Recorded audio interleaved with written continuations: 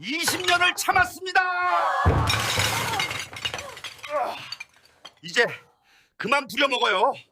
이제 이 집안 장남 그만하겠습니다.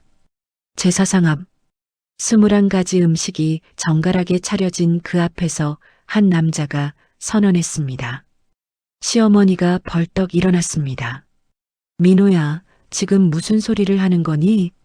하지만 남편 민호는 흔들리지 않았습니다. 그는 품에서 낡은 공책 한 권을 꺼내 식탁 위에 내려놓았습니다. 어머니, 이게 뭔지 아십니까? 제 아내 수진이가 20년 동안 쓴 일기장입니다. 시어머니의 얼굴이 하얗게 질렸습니다. 민호의 목소리는 떨렸지만 단호했습니다. 저는 오늘 이 자리에서 말씀드립니다. 더 이상 이 집안의 장남으로 살지 않겠습니다. 그리고 그가 아내의 손을 꼭 잡았습니다. 수진아, 우리 집으로 가자. 대체 무슨 일이 있었던 걸까요? 20년을 참아온 한 남자가 왜 제사상 앞에서 이런 선언을 하게 된 걸까요?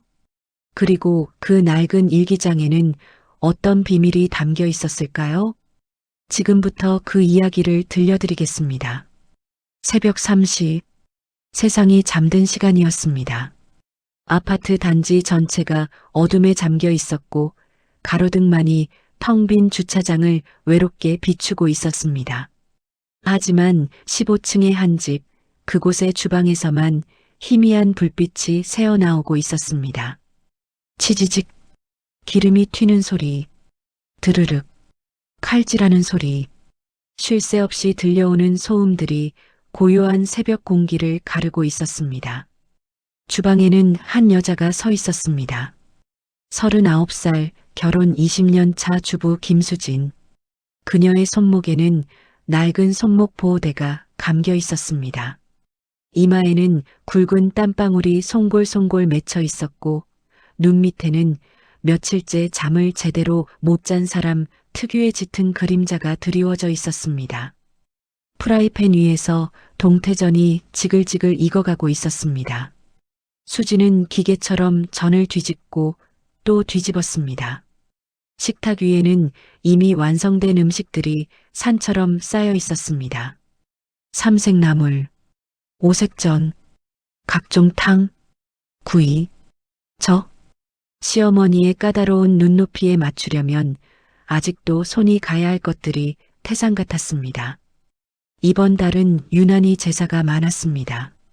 첫째 주 외할머니 제사, 둘째 주 작은할아버지 제사, 그리고 이제 사흘 후면 셋째 주 시할아버지 제사.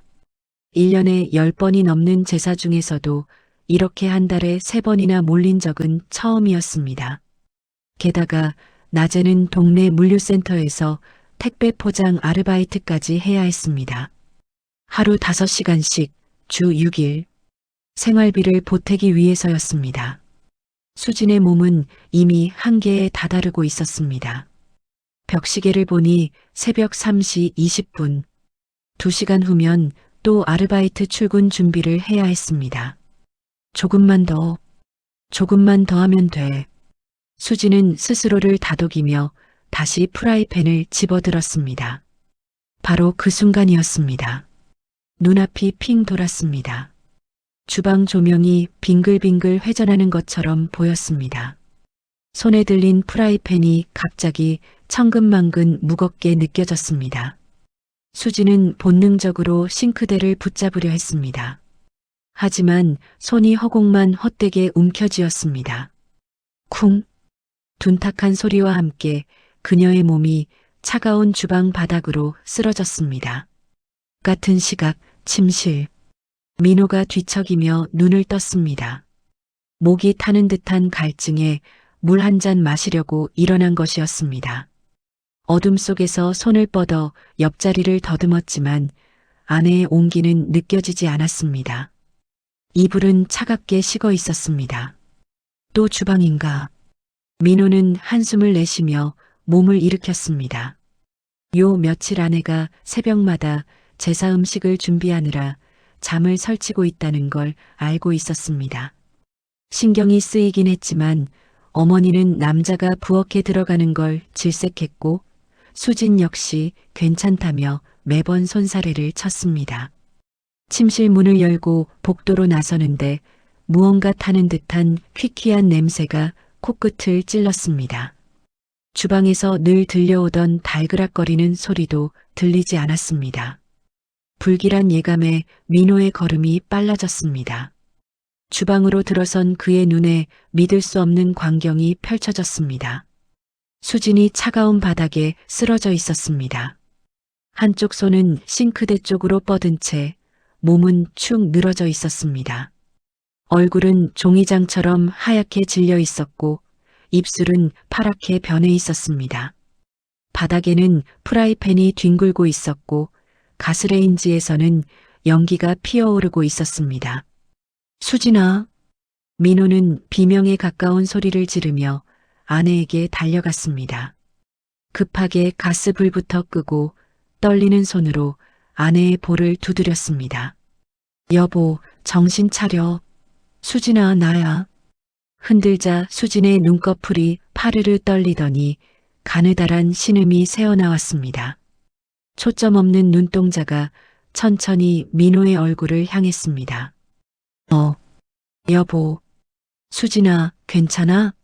여기가 어디야? 몇 손가락이야? 민호가 다급하게 손가락 2개를 펴보였습니다. 수진은 한참을 멍하니 바라보다가 겨우 입을 열었습니다. 2개. 나 왜 바닥에 있어? 쓰러졌어. 움직이지 마. 천천히 일어나. 민호는 조심스럽게 아내의 상체를 일으켜 세웠습니다. 수진은 그제야 상황을 파악한 듯 화들짝 놀라며 주방을 둘러보았습니다. 어머, 불 위에 전 올려뒀는데. 됐어, 다 껐어. 지금 전이 문제야? 당신이 문제지. 아니, 모레제사인데 아직 할 게 많아서. 수진이 몸을 일으키려 하자 민호가 단호하게 그녀의 어깨를 눌렀습니다. 안 돼. 오늘은 여기까지야. 방으로 가자. 근데 나물도 아직 안 무쳤고 탕도. 내일 내가 알아서 할게. 제발 좀 쉬어. 응? 민호의 목소리에는 걱정과 함께 안타까움이 가득했습니다. 수진은 남편의 얼굴을 올려다보다가 결국 힘없이 고개를 끄덕였습니다. 일어설 기력조차 남아있지 않았던 것입니다. 민호는 아내를 부축해 침실로 데려갔습니다. 이불을 덮어주고 이마를 짚어보니 열은 없었지만 손발은 여전히 얼음장처럼 차가웠습니다. 결혼 초에 비해 눈에 띄게 앙상해진 손목이 가슴을 아프게 찔렀습니다. 잠깐만 누워있어. 따뜻한 물 가져올게. 민호가 부엌으로 갔다 온 사이 수진은 이미 깊은 잠에 빠져 있었습니다. 극도의 피로가 그녀를 순식간에 잠의 세계로 끌어당긴 것입니다. 민호는 따뜻한 물컵을 협탁 위에 내려놓고 한참 동안 아내의 얼굴을 바라보았습니다. 잠결에도 찡그린 미간이 풀리지 않았습니다. 눈가에는 미처 닦지 못한 눈물 자국이 희미하게 남아 있었습니다. 손목에 파스라도 붙여줘야겠다. 민호는 서랍장을 조용히 열어 파스를 찾기 시작했습니다. 손으로 더듬더듬 서랍을 뒤지는데 손끝에 딱딱하고 낯선 감촉이 걸렸습니다. 파스가 아니었습니다. 꺼내보니 손때가 묻어 너덜너덜해진 낡은 공책이었습니다. 민호는 고개를 갸웃했습니다. 결혼하고 20년 가까이 살면서 한 번도 본 적이 없는 물건이었습니다. 아내에게 이런 비밀이 있었을까 싶은 생각에 잠시 망설였습니다. 남의 일기를 훔쳐보는 것 같은 죄책감이 들었습니다. 하지만 무언가에 이끌리듯 조심스럽게 첫 장을 펼쳤습니다. 2월 3일. 오늘도 손목이 끊어질 듯 아프다. 하지만 아무도 알아주지 않는다. 첫 문장을 읽는 순간 민호의 심장이 덜컥 내려앉았습니다. 남편한테 살짝 말했더니 파스 하나 건네주며 다들 참고 산다고 했다. 시어머님은 며느리 손목 아픈 건 훈장 같은 거라 하셨다. 아픈데, 정말 아픈데, 이 아픔을 알아주는 사람이 세상에 단 한 명도 없다는 사실이 손목보다 더 시리고 아프다. 글씨는 또박또박 정성스러웠지만 군데군데 번진 자국이 있었습니다. 눈물이 떨어진 흔적이었습니다. 민호는 숨을 멈춘 채 그대로 굳어버렸습니다. 자신이 건넨 파스 한 장이 떠올랐습니다. 그때 아내가 어떤 표정을 지었는지는 기억나지 않았습니다. 아니, 기억하려 하지 않았던 것인지도 몰랐습니다. 민호는 천천히 침대에 잠든 아내를 바라보았습니다. 평온해 보이는 얼굴. 하지만 그 뒤에 이토록 깊은 상처가 숨겨져 있었다니. 가슴 한쪽이 무겁게 내려앉았습니다. 민호는 잠든 아내 곁에 앉아 밤새 일기장을 읽어내려갔습니다. 창밖으로 어둠이 조금씩 걷히고 있었지만 그의 얼굴은 오히려 점점 더 어둡게 변해갔습니다. 한 장 한 장 페이지를 넘길 때마다 심장이 조여오는 듯 했습니다. 아내가 20년 가까이 홀로 삼켜온 눈물의 무게가 손끝을 통해 고스란히 전해져 왔습니다. 일기장 중간쯤에는 사진 한 장이 끼워져 있었습니다. 퉁퉁 부어올라 시퍼렇게 멍든 손목 사진이었습니다. 그 아래에는 병원 진단서가 반으로 접혀 붙어 있었습니다. 손목 터널 증후군, 건초염 의심, 최소 2주 이상 절대 안정 필요. 날짜를 보니 3년 전이었습니다. 민호는 그때를 떠올려 보려 했지만 아무것도 기억나지 않았습니다. 아내가 이렇게까지 아팠는데 자신은 대체 뭘 한 걸까요? 사진 옆에는 깨알 같은 글씨가 빼곡하게 적혀 있었습니다. 병원에 다녀왔다. 의사 선생님이 당분간 손목을 절대 쓰지 말라고 했다. 하지만 다음 주가 시아버님 생신이다. 어떻게 해? 남편한테 말했더니 엄마한테 말해볼까? 하길래 괜찮다고 했다. 말해봤자 잔소리만 들을 게 뻔하니까. 지난번에 허리 아프다고 했을 때 시어머님이 뭐라고 하셨는지 아직도 잊을 수가 없다. 요즘 젊은 것들은 왜 이렇게 약해 빠졌니? 나 때는 애 없고도 이랬어. 그 말을 듣고 나니 다시는 아프다는 말을 꺼낼 수가 없었다. 민호의 손이 부들부들 떨렸습니다. 자신이 던진 엄마한테 말해볼까? 라는 말이 얼마나 무책임한 것이었는지 이제야 깨달았습니다. 아내는 그 한마디에 얼마나 막막했을까요? 그는 이를 악물고 다음 장을 넘겼습니다. 5월 15일. 오늘 시어머님 생신이었다.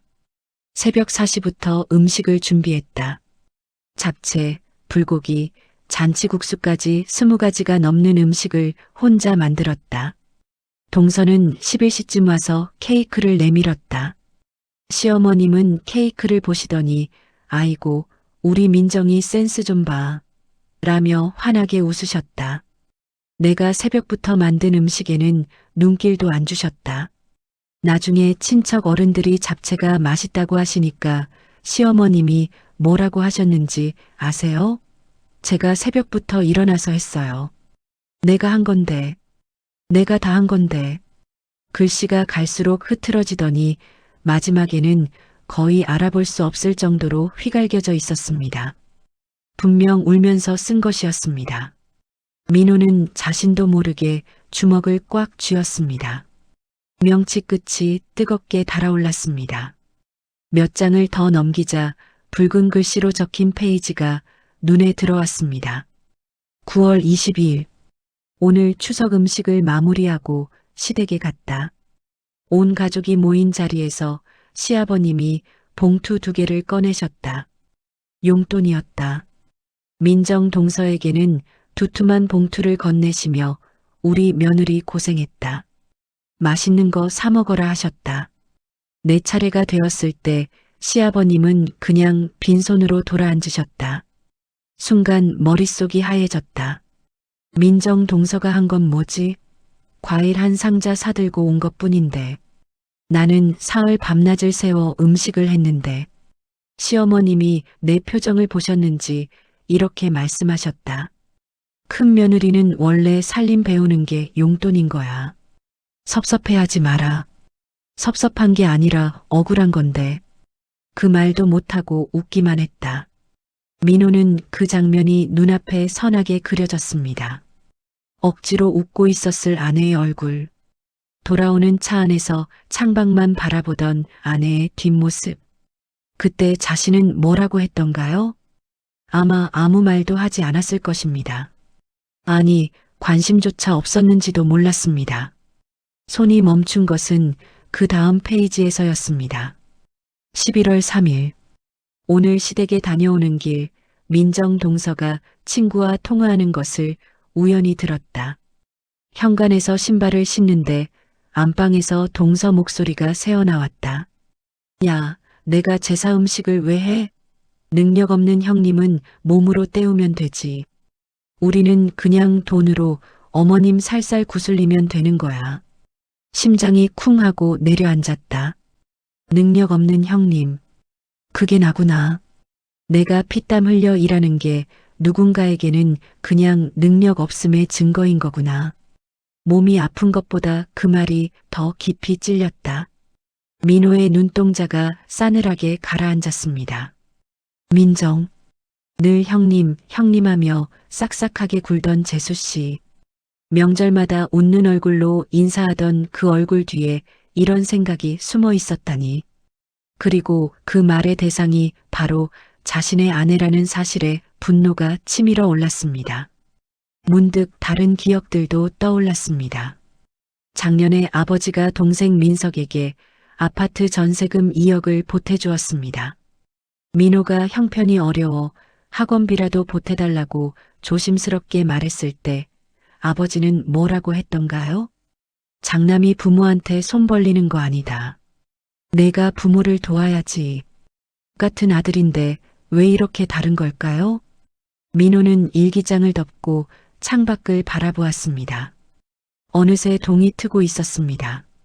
부연 새벽빛이 방 안으로 스며들었지만 그의 마음은 여전히 어둠 속에 있었습니다.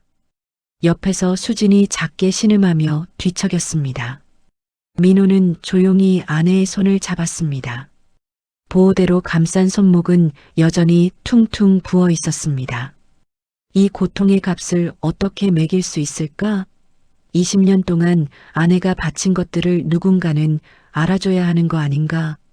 민호의 눈에 무언가 단단한 결심이 서렸습니다. 하지만 그는 아직 무엇을 어떻게 해야 할지 몰랐습니다. 다만 한 가지는 확실했습니다. 더 이상 이렇게 살 수는 없다는 것. 오전 10시, 민호는 수진을 부축해 집 근처 병원을 찾았습니다. 대기실 의자에 앉아 있는 동안 수진은 연신 시계만 바라보았습니다. 여보, 나 괜찮아. 그냥 좀 피곤했던 것뿐이야. 빨리 집에 가서 음식마저 해야 해. 아침에 쓰러진 사람이 괜찮긴 뭐가 괜찮아? 일단 검사부터 받아. 그래도 모레 저녁에 제사인데. 제사보다 당신이 더 중요해. 민호의 단호한 말에 수지는 입을 다물었습니다. 결혼하고 남편에게 이런 말을 들어본 게 언제였던가요? 어쩐지 코끝이 찡해졌지만 내색하지 않으려 고개를 숙였습니다. 잠시 후 진료실로 들어간 두 사람 앞에서 의사가 심각한 표정으로 입을 열었습니다. 심한 과로에 영양결핍, 수면 부족까지 겹쳤네요. 손목 터널 증후군도 많이 진행됐고요.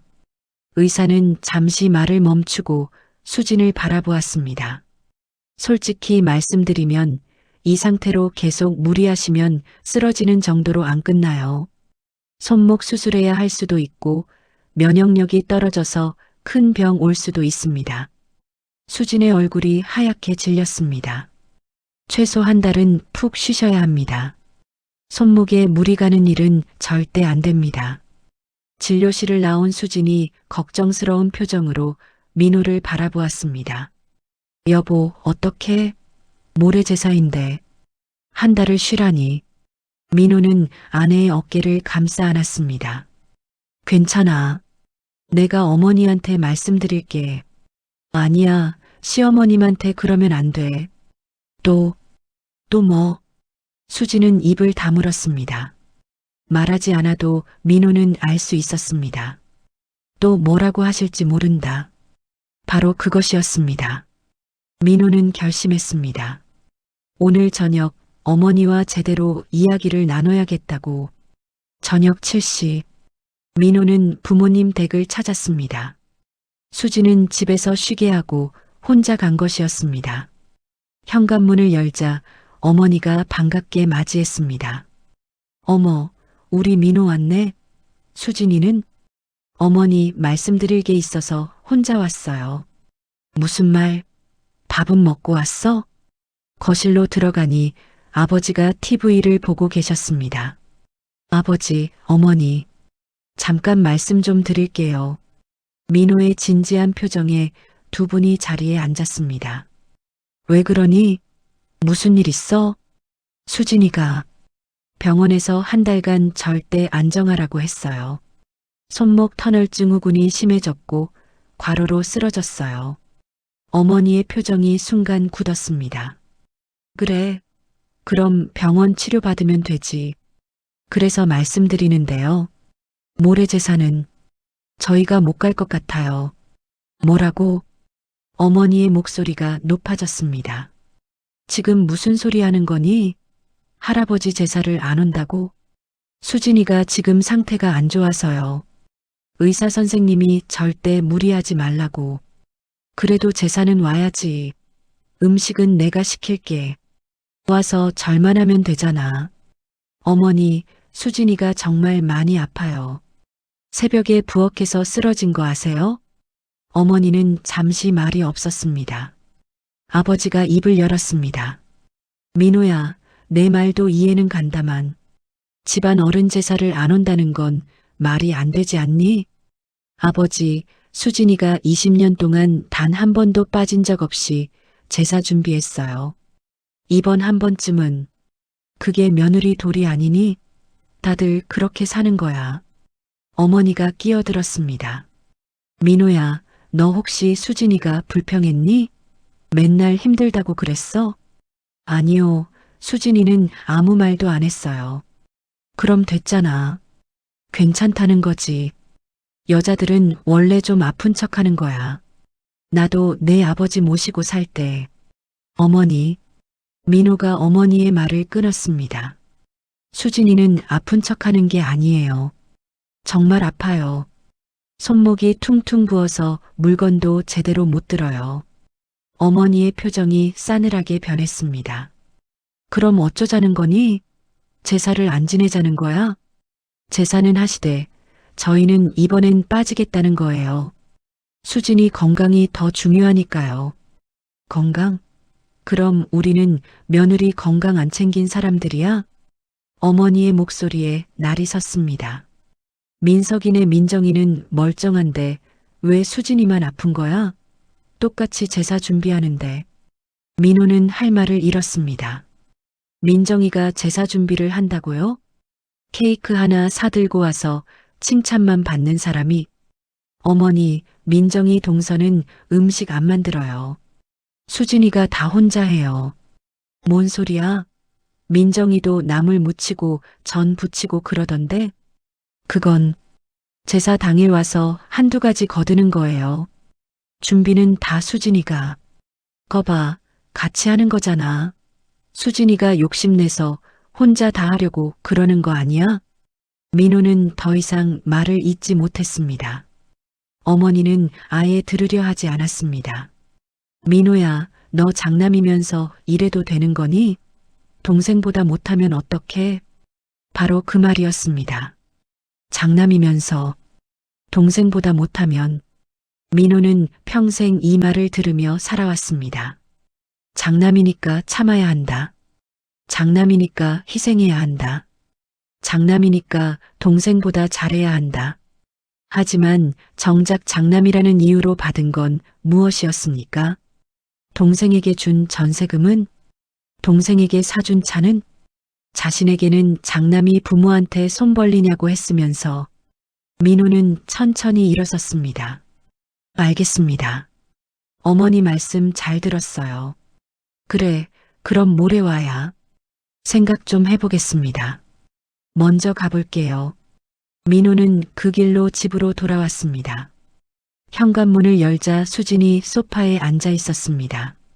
어머니가 뭐라고 하셨어? 민호는 아무 대답도 하지 않고 아내의 옆에 앉았습니다. 한참을 침묵하던 그가 입을 열었습니다. 수진아, 응? 미안해. 왜? 뭐가? 20년 동안 정말 미안해. 수진은 남편의 얼굴을 바라보았습니다. 민호의 눈에 눈물이 그렁그렁 맺혀 있었습니다. 여보, 나 오늘 어머니한테 제대로 말씀 못 드렸어. 또 내가 비겁하게 굴었어. 아니야, 괜찮아. 괜찮지 않아. 전혀 괜찮지 않아. 민호는 아내의 손을 꽉 잡았습니다. 수진아, 나 결심했어. 이번 제사, 우리 안 갈 거야. 수진의 눈이 커졌습니다. 여보, 그러면 안 돼. 시어머님이. 괜찮아. 내가 다 책임질게. 하지만 당신 건강이 제일 중요해. 더 이상 참고 살 수 없어. 민호의 목소리는 떨렸지만 단호했습니다. 수진은 남편의 얼굴을 한참 바라보다가 조용히 고개를 끄덕였습니다.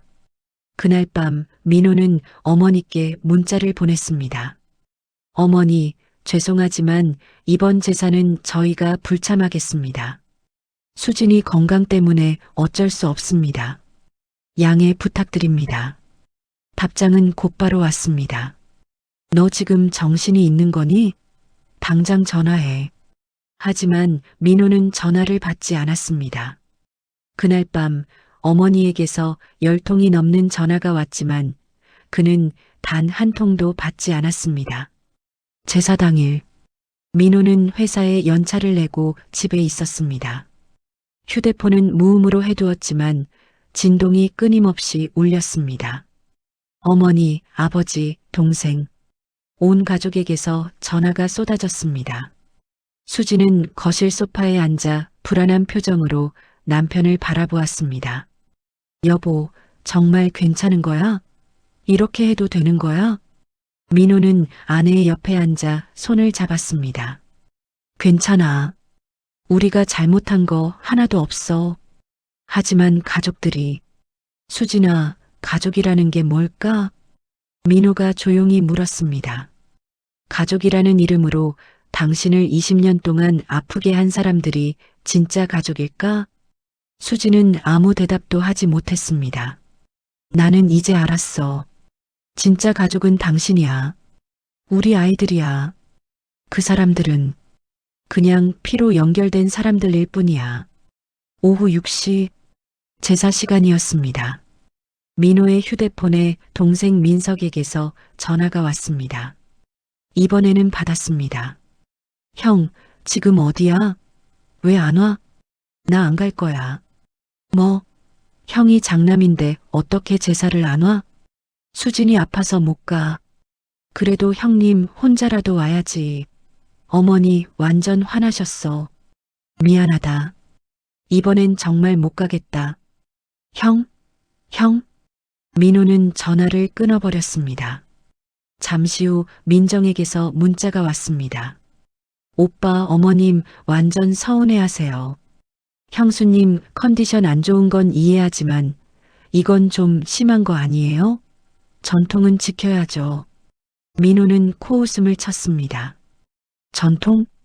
20년 동안 수진이 혼자 지켜온 그 전통 말인가요? 그는 답장하지 않았습니다. 저녁 8시쯤 또 어머니에게서 전화가 왔습니다. 이번에도 받지 않았습니다. 하지만 곧이어 문자가 날아왔습니다. 민호야, 제사 끝났다. 너 때문에 온 집안이 망신당했다. 친척들 앞에서 얼마나 창피했는지 아니? 당장 전화해라. 민호는 휴대폰을 내려놓았습니다. 창피하다고요? 20년 동안 며느리를 부려먹은 것은 창피하지 않나요? 수진이 조심스럽게 물었습니다. 여보, 정말 괜찮은 거야? 나 때문에 당신이 가족들하고 당신 때문이 아니야. 민호가 아내의 손을 꽉 잡았습니다. 나 때문이야. 20년 동안 비겁하게 산 내가 문제였어. 그날 밤 두 사람은 오랜만에 편안하게 잠들었습니다. 20년 만에 처음으로 제사 걱정 없이 잔 밤이었습니다. 다음 날 아침, 민호는 평소처럼 출근했습니다. 회사 동료 재훈이 물었습니다. 형, 어제 제사 잘 다녀왔어? 응. 뭐? 형수님 음식 솜씨 좋잖아. 이번엔 뭐 만들었어? 아, 어제는 안 갔어. 응? 갑자기 왜? 민호는 잠시 망설이다가 솔직하게 말했습니다. 수진이가 아파서 병원에서 한 달 쉬래. 헐, 많이 아파? 괜찮아? 응, 지금은 좀 나아졌어. 그런데 그것 때문에 제사를 못 갔더니 우리 어머니가 화가 나셨어. 재훈이 씁쓸하게 웃었습니다. 형도 고생이네. 나도 비슷해. 우리 집도 명절 때마다 전쟁이야. 너희 집도? 응. 우리 마누라가 몇 년 전부터 시댁 제사 안 간다고 선언했거든. 진짜? 그래서 어떻게 됐어? 처음엔 난리였지. 우리 어머니 완전 화내시고 친척들한테 욕먹고. 그런데 지금은 오히려 편해. 편해? 응. 우리는 우리끼리 명절 보내고 부모님은 부모님끼리 지내시고. 처음엔 서먹했는데 시간 지나니까 오히려 서로 편한 거야. 민호는 재훈의 말을 곱씹었습니다. 그런데 형, 진짜 궁금한 건 재훈이 조심스럽게 물었습니다. 형은 왜 지금까지 참았어? 형수님이 힘들어하는 거 몰랐어? 민호는 한참을 말이 없었습니다. 몰랐다고 하면 거짓말이겠지. 알면서도 못 본 척한 거야. 장남이니까 형이니까 그렇게 살아야 한다고 생각했거든. 그런데 이제는 그게 아니라는 걸 알았어.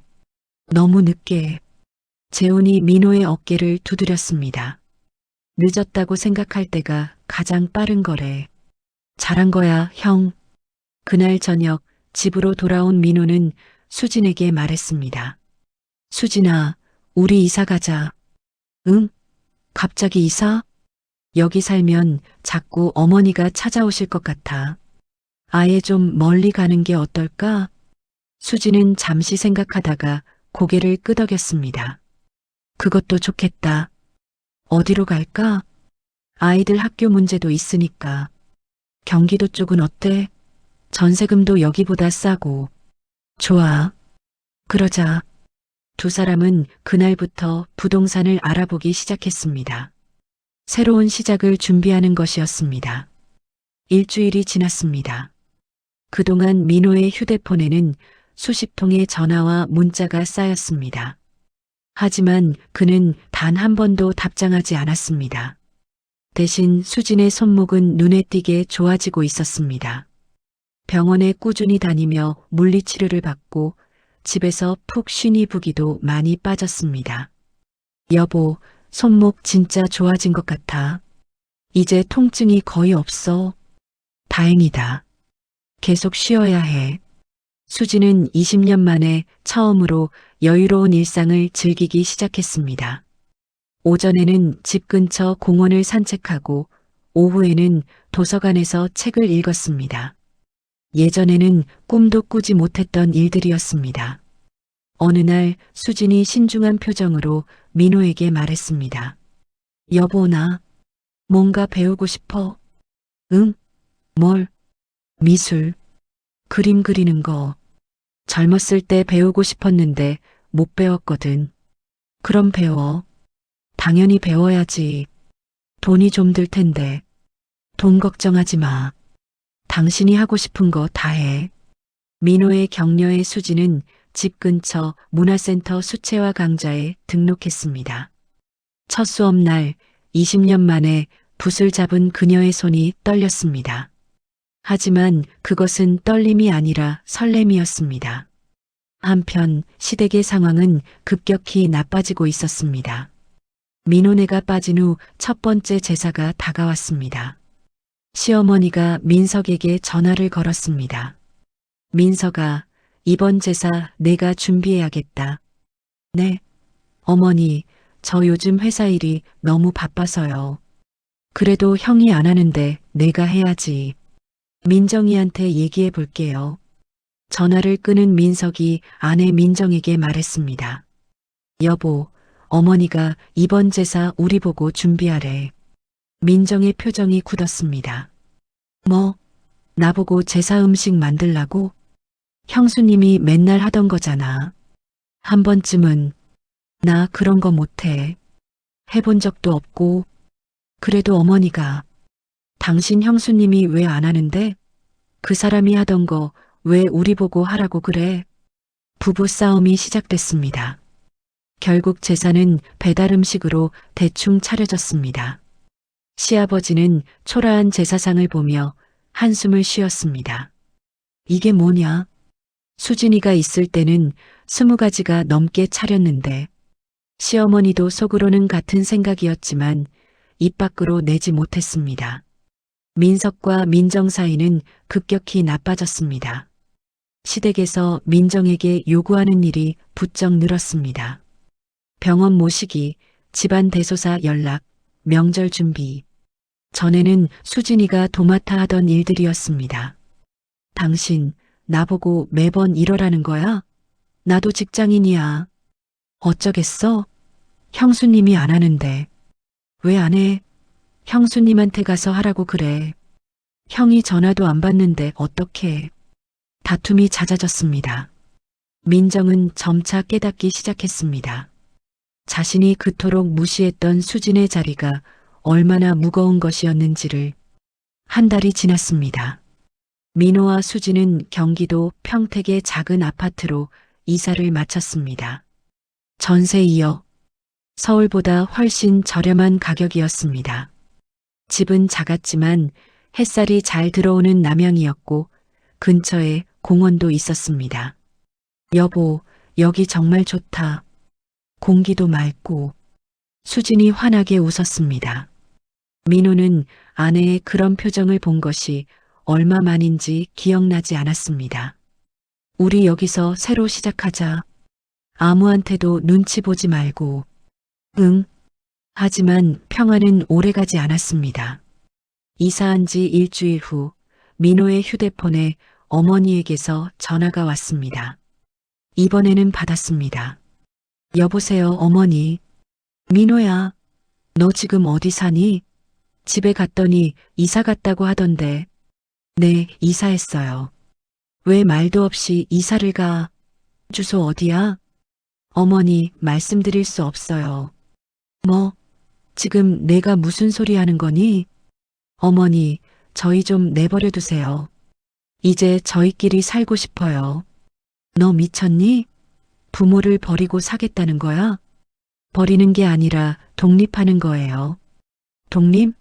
장남이 부모를 떠나서 사는 게 말이 되니? 민호는 깊게 숨을 들이마셨습니다. 어머니, 제가 장남이라는 이유로 20년 동안 뭘 받았습니까? 뭐, 동생은 전세금 2억 받았고 차도 사주셨잖아요. 저는요, 학원비 좀 도와달라고 했을 때 뭐라고 하셨죠? 그건 장남이 부모한테 손 벌리냐고 하셨잖아요. 그러면서 재산은 다 저희 보고 준비하라고 하셨죠. 민호야, 그게. 어머니, 수진이가 20년 동안 얼마나 힘들었는지 아세요? 손목이 부러질 것처럼 아팠는데도 아프다는 말 한마디 못했어요. 왜요? 어머니가 요즘 젊은 것들은 왜 이렇게 약하냐고 하셨으니까요. 나는 그냥. 민정이가 케이크 하나 사오면 칭찬하시면서 수진이가 새벽부터 만든 20가지 음식은 당연하다는 듯이 무시하셨잖아요. 어머니는 말문이 막혔습니다. 어머니, 이제 우리 그만 좀 만나요. 서로 불행해질 것 같아서요.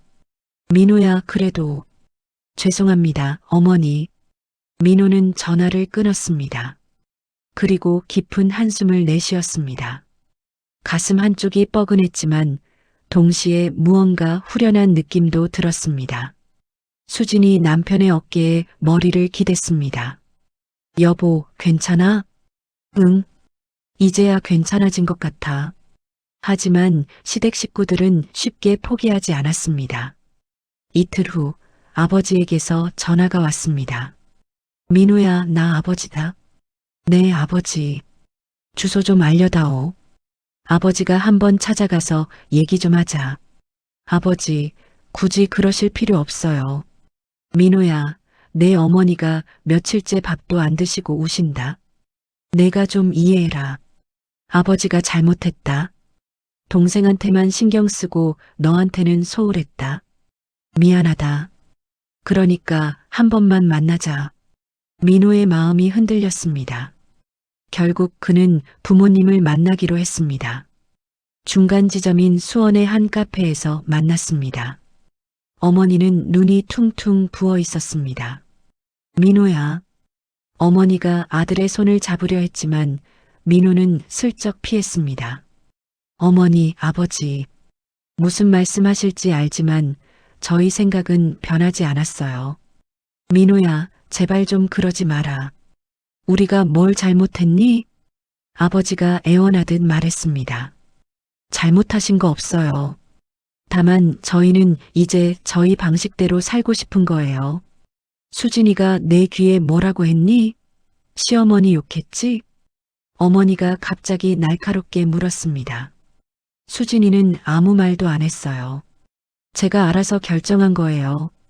그럴 리가 없어. 아들이 갑자기 이럴 리가 없다고.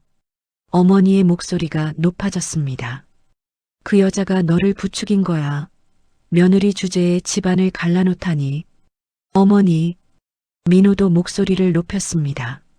수진이는 20년 동안 한 번도 불평한 적 없어요. 오히려 제가 눈치를 못 챈 거예요. 그래도 이건 아니잖니. 부모를 이렇게 대하는 게 효도냐? 그럼 어머니는 며느리를 어떻게 대하셨는데요? 20년 동안 새벽같이 일어나서 음식 만들게 하고 아파도 쉬지 못하게 하고 동생네는 용돈 주면서 저희는 안 주고. 그건 큰 며느리니까. 큰 며느리도 사람이에요.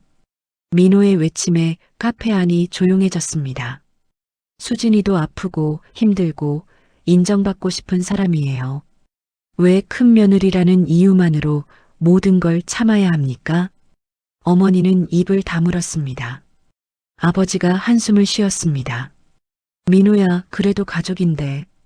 아버지, 가족이면 더 잘해줘야 하는 거 아닙니까? 가족이라는 이유로 함부로 대해도 되는 건가요? 죄송합니다. 저 이만 가보겠습니다. 민호는 자리에서 일어났습니다. 뒤에서 어머니의 울음소리가 들렸지만 돌아보지 않았습니다.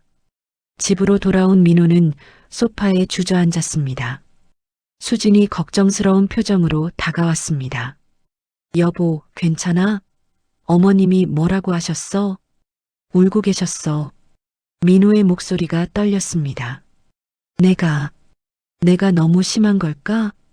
수진은 남편의 옆에 앉았습니다. 여보, 응? 당신이 잘못한 거 하나도 없어. 하지만 어머니가 저렇게 우시는데 어머님은 당신이 떠나서 우시는 게 아니야. 당신이 말을 안 들어서 우시는 거야. 수진의 말에 민호는 고개를 들었습니다. 20년 동안 나는 어머님한테 한 번도 눈물을 보인 적이 없어. 왜? 보여봤자 소용없으니까. 오히려 요즘 젊은 것들은 왜 이렇게 약하냐는 소리만 들으니까. 근데 어머님은 당신한테 우신다고? 왜? 당신이 말을 안 들으니까.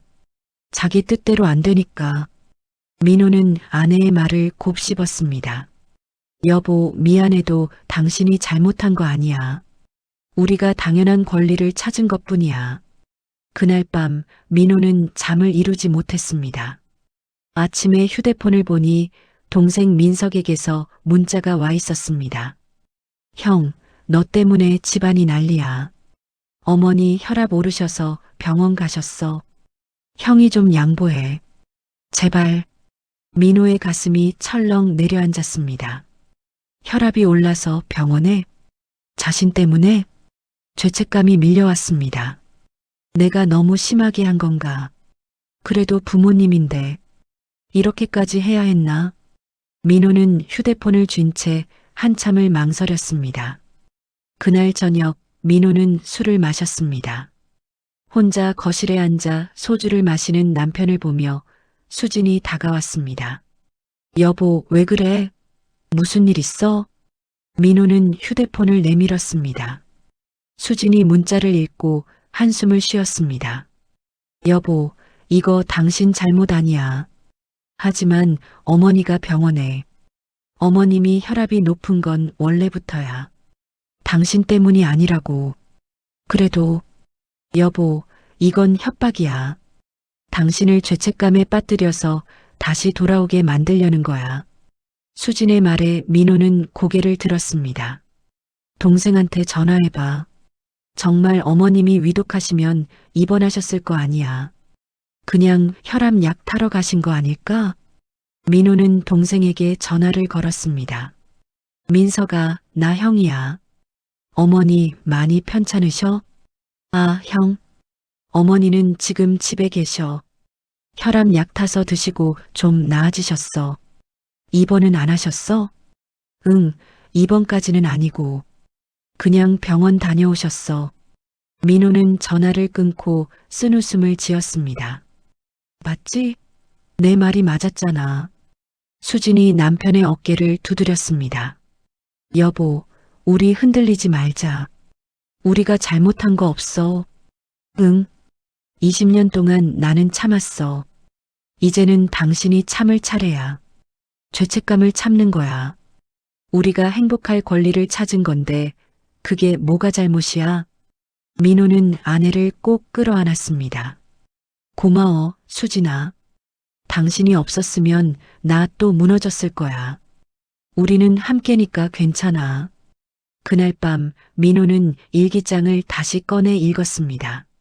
수진이가 20년 동안 흘린 눈물, 참아온 고통, 삼켜야 했던 울분, 그것을 다시 한번 되새기며 자신의 결심을 다졌습니다. 절대 흔들리지 않겠다. 수진이를 위해서라도. 일주일 후 민호에게 회사에서 좋은 소식이 전해졌습니다. 승진이었습니다. 대리에서 과장으로. 그리고 승진과 함께 급여도 30% 인상되었습니다. 축하해요, 과장님. 동료들이 축하해 주었습니다. 민호는 기쁜 마음으로 집에 돌아와 수진에게 말했습니다. 수진아, 나 승진했어. 진짜? 축하해, 여보. 수진이 환하게 웃으며 남편을 안았습니다. 이제 좀 여유가 생길 것 같아. 당신 하고 싶은 거 다 해. 나는 지금도 충분히 행복해. 수진의 손목은 이제 거의 다 나았습니다. 물리치료를 꾸준히 받고 무리하지 않으니 부기도 빠지고 통증도 사라졌습니다. 그리고 문화센터에서 배운 수채화 실력도 제법 늘었습니다. 여보, 이거 봐. 오늘 그린 건데. 수진이 바다 풍경을 그린 그림을 보여주었습니다. 서툴지만 따뜻한 그림이었습니다. 와, 잘 그렸네. 우리 거실에 걸자. 민호는 아내의 그림을 액자에 넣어 거실에 걸었습니다. 20년 만에 찾은 수진의 꿈이었습니다. 며칠 후 민호는 중요한 결정을 내렸습니다. 아버지에게 전화를 걸었습니다. 아버지, 저 민호입니다. 민호야, 정신 차렸니? 아버지, 제 말씀 좀 들어주세요. 그래, 말해봐라. 저는 이제 시댁 제사에 참석하지 않겠습니다. 그리고 명절에도 찾아뵙지 않겠습니다. 뭐? 대신 부모님 생신이나 건강이 안 좋으실 때는 찾아뵙겠습니다. 그것만큼은 자식 도리로 하겠습니다. 민호야, 그게 무슨... 아버지, 이게 제가 할 수 있는 최선입니다. 더 이상은 못하겠어요. 그리고 하나 더 말씀드릴 게 있습니다. 뭔데? 저희 집에 함부로 찾아오시면 안 됩니다. 연락하시고 약속 잡아서 만나야 합니다. 저희도 저희 생활이 있으니까요. 아버지는 한참을 말이 없었습니다. 알았다. 감사합니다, 아버지. 전화를 끊고 민호는 깊게 숨을 내쉬었습니다. 이제 정말 끝이었습니다. 더 이상 시댁의 눈치를 보며 살지 않기로 한 것입니다. 2달이 흘렀습니다. 민호와 수진의 새로운 일상은 평화로웠습니다. 주말이면 근처 공원을 산책하고 가끔 영화도 보러 갔습니다. 수진은 문화센터에서 그림을 계속 배웠고 실력도 많이 늘었습니다. 어느 날 수진이 조심스럽게 물었습니다. 여보, 나 전시회에 그림을 출품해 볼까 해. 진짜? 어떤 전시회? 문화센터에서 하는 수강생 작품 전시회. 선생님이 내 그림 괜찮다고 출품해 보라고 하시네. 당연히 해야지. 멋진데? 수진의 얼굴이 환하게 빛났습니다. 20년 만에 자신의 꿈을 이루어가는 모습이었습니다. 한편 시댁에서는 변화가 일어나고 있었습니다. 민석과 민정의 관계는 더욱 악화되었습니다. 제사와 명절 때마다 부부싸움이 일어났고 결국 민정이 선언했습니다. 나 더 이상 못하겠어. 시댁 일 그만할 거야. 뭐? 그럼 누가 해? 몰라. 나는 못해. 형수님이 얼마나 힘들었는지 이제 알겠어. 민정은 그제야 깨달았습니다. 자신이 능력 없는 형님이라고 무시했던 수진이가 얼마나 큰 일을 해냈는지. 시어머니도 변했습니다. 수진이가 없는 재산은 엉망이었고 집안일도 제대로 돌아가지 않았습니다. 그제야 며느리의 소중함을 깨달았지만 이미 늦었습니다. 시어머니는 친구에게 하소연했습니다. 내가 큰 며느리한테 좀 심했나 봐. 그러게. 며느리가 하는 일을 당연하게 생각하면 안 되는 건데. 지금이라도 사과하고 싶은데. 전화를 안 받네. 그럴 만도 하지. 20년 동안 고생만 시켰으니. 시어머니는 한숨을 쉬었습니다. 어느 날 민호에게 어머니에게서 문자가 왔습니다. 민호야, 너희 잘 지내니? 수진이 손목은 좀 나아졌니? 미안하다. 어머니가 많이 생각해봤다. 내가 잘못했다. 언제 한번 밥이라도 같이 먹자. 민호는 문자를 보고 수진에게 보여주었습니다. 어떻게 할까? 수진이 조용히 대답했습니다. 당신이 결정해. 나는 괜찮아. 민호는 한참을 고민하다가 답장을 보냈습니다. 어머니, 감사합니다. 하지만 아직은 시간이 필요할 것 같습니다. 조금 더 지나서 연락드리겠습니다. 완전히 거부하지도 그렇다고 쉽게 용서하지도 않았습니다. 적절한 거리를 두는 것, 그것이 민호가 찾은 답이었습니다. 6개월이 흘렀습니다. 문화센터 전시회 날, 수진의 그림이 벽에 걸려 있었습니다. 새로운 시작이라는 제목의 바다 풍경화였습니다. 아침 해가 떠오르는 바다, 잔잔한 파도, 새로운 하루의 시작을 알리는 따뜻한 빛. 민호는 아내의 그림 앞에서 서서 한참을 바라보았습니다. 수진아, 정말 멋있어. 그치? 나도 마음에 들어. 수진의 얼굴에는 자신감이 넘쳐났습니다. 20년 동안 잃어버렸던 자신을 되찾은 모습이었습니다. 전시회를 마치고 집으로 돌아오는 길, 수진이 문득 민호에게 물었습니다. 여보, 후회 안 해? 뭘? 시댁이랑 이렇게 된 거, 가족이랑 멀어진 거. 민호는 잠시 생각하다가 대답했습니다. 후회 안 해. 전혀. 오히려 진작 이럴 걸 후회해. 20년 동안 당신 고생시킨 게 후회야. 이제라도 당신 웃는 얼굴 보니까 정말 잘한 것 같아. 수진의 눈에 눈물이 맺혔습니다. 고마워, 여보. 정말 고마워. 2 사람은 손을 꼭 잡고 걸었습니다. 저녁 노을이 아름답게 물들어가는 거리. 그 길을 걸으며 민호는 생각했습니다. 가족의 의미는 무엇일까? 피로 연결되어 있다고 해서 가족일까? 같은 성씨를 쓴다고 해서 가족일까? 아니다. 진짜 가족은 서로를 아끼고 존중하고 사랑하는 사람들이다. 그리고 자신에게 진짜 가족은 바로 옆에서 손을 잡고 걸어가는 이 사람이었다. 20년을 참고 견뎌온 아내. 이제는 활짝 웃으며 자신의 꿈을 찾아가는 아내. 민호는 수진의 손을 더 꽉 잡았습니다. 수진아, 응? 사랑해. 나도 사랑해, 여보. 두 사람은 집으로 향했습니다. 작지만 따뜻한 그들만의 집. 아무에게도 눈치 보지 않는 평화로운 공간. 현관문을 열고 들어서는 순간 수진이 거실을 돌아보며 말했습니다. 여보, 우리 집 정말 좋다. 이렇게 편한 집이 있을까? 그러게. 천국이 따로 없네. 두 사람은 소파에 나란히 앉아 TV를 켰습니다. 그냥 아무 생각 없이 TV를 보는 평범한 저녁.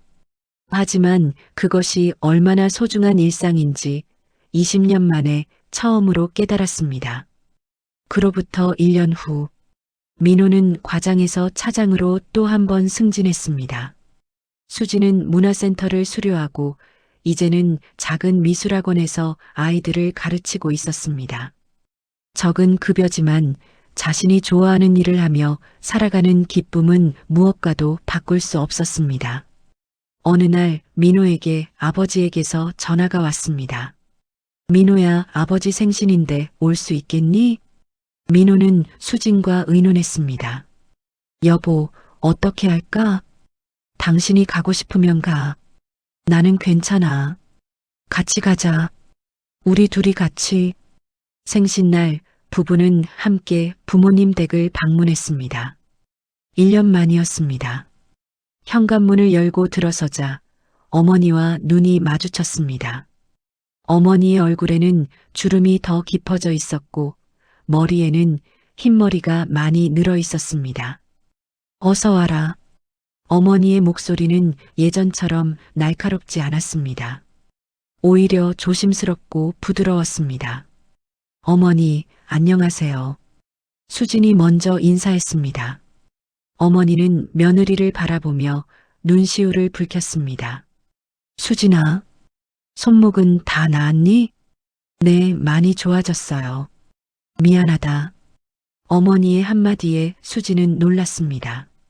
20년 동안 한 번도 들어보지 못한 말이었습니다. 내가 너한테 많이 미안하다. 20년 동안 고생만 시켰구나. 어머니의 눈에서 눈물이 흘러내렸습니다. 괜찮아요, 어머니. 수진도 눈물을 닦았습니다. 그날 저녁은 예전과 달랐습니다. 어머니는 수진에게 음식 만들라고 하지 않았고 대신 배달 음식을 시켰습니다. 너 이제 힘들게 음식 안 만들어도 돼. 어머니가 시킬게. 민석과 민정도 와 있었습니다. 민정은 수진을 보자마자 고개를 숙였습니다. 형수님, 죄송해요. 제가 정말 잘못 생각했어요. 괜찮아요. 형수님이 얼마나 힘드셨는지 이제야 알겠어요. 제가 대신 해보니까 정말 힘들더라고요. 수지는 씁쓸하게 웃었습니다. 그렇게 온 가족이 둘러앉아 저녁을 먹었습니다. 예전처럼 큰 며느리 혼자 부엌에서 일하는 모습은 없었습니다. 모두가 함께 음식을 나눠 먹고 함께 설거지를 했습니다. 집으로 돌아오는 차 안에서 수진이 말했습니다. 여보, 오늘 좀 신기했어. 뭐가? 어머님이 변하셨어. 진짜로. 응, 나도 느꼈어. 그래도 우리는 여기서 살 거지? 민호가 웃으며 대답했습니다. 당연하지. 우리 집이 최고야. 두 사람은 평택의 작은 집으로 돌아왔습니다. 때때로 부모님을 만나지만 더 이상 그들의 삶에 휘둘리지 않습니다. 적당한 거리를 유지하며 서로를 존중하는 관계. 그것이 민호 부부가 찾은 답이었습니다. 시청자 여러분, 오늘의 이야기 어떠셨나요? 가족이란 이름으로 누군가를 희생시키는 것은 진정한 가족이 아닙니다. 서로를 존중하고 아끼고 배려하는 것. 그것이 진짜 가족의 모습이 아닐까요? 장남이라는 이유로, 며느리라는 이유로 무조건 참고 희생해야 한다는 생각. 이제는 바뀌어야 할 때입니다. 오늘 이야기가 여러분의 마음에 작은 울림이 되었기를 바랍니다. 구독과 좋아요, 알림 설정으로 응원해 주시고 댓글로 여러분의 생각도 나눠주세요. 다음에도 더 좋은 이야기로 찾아뵙겠습니다. 오늘도 행복한 하루 보내세요. 감사합니다.